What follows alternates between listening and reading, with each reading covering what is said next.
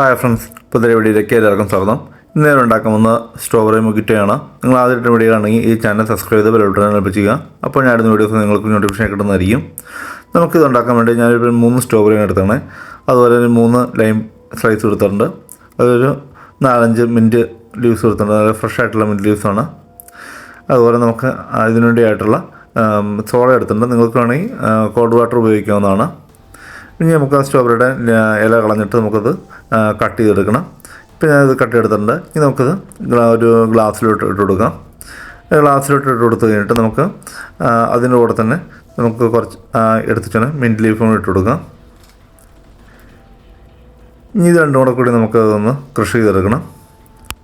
നിങ്ങൾക്ക് ഫ്രഷ് ആയിട്ടുള്ള സ്ട്രോബെറി വെച്ച് ഉണ്ടാക്കാം. അതല്ലെങ്കിൽ അതിൻ്റെ സ്ട്രോബെറിയുടെ പൾപ്പ് മേടിക്കാൻ കിട്ടും, അത് വെച്ച് നിങ്ങൾക്ക് ഉണ്ടാക്കാവുന്നതാണ്.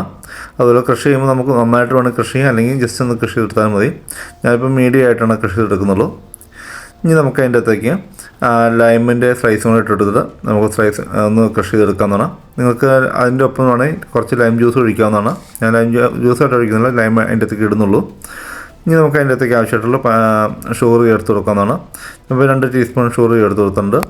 അതിൻ്റെ കൂടെ നമുക്ക് അതിൻ്റെ അകത്തേക്ക് സോഡ ഒഴിച്ച് കൊടുക്കാം. ഞാൻ ആദ്യം പറഞ്ഞാൽ സോഡ അല്ലെങ്കിൽ നിങ്ങൾക്ക് കോൾഡ് വാട്ടർ ഉപയോഗിക്കാവുന്നതാണ്. ഇനി നമുക്ക് നന്നായിട്ടത് മിക്സ് ചെയ്തെടുക്കാം.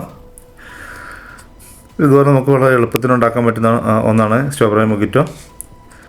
സ്ട്രോബെറി മൊജിറ്റോ ഉണ്ടാക്കുമ്പോൾ നിങ്ങൾക്ക് ഫ്രഷ് സ്ട്രോബെറിക്ക് പകരം അതിൻ്റെ പൾപ്പ് ഉപയോഗിക്കുകയാണെങ്കിൽ നമുക്ക് നല്ല കളറിൽ ഈ ഡ്രിങ്ക് കിട്ടുന്നതാണ്. അപ്പോൾ നമ്മൾ ഫ്രഷായിട്ടുള്ള ഫ്രൂട്ട്സ് വെച്ച് ഉപയോഗിക്കുമ്പോൾ ഈ കളറൊക്കെയാണ് നമുക്ക് കിട്ടുള്ളൂ.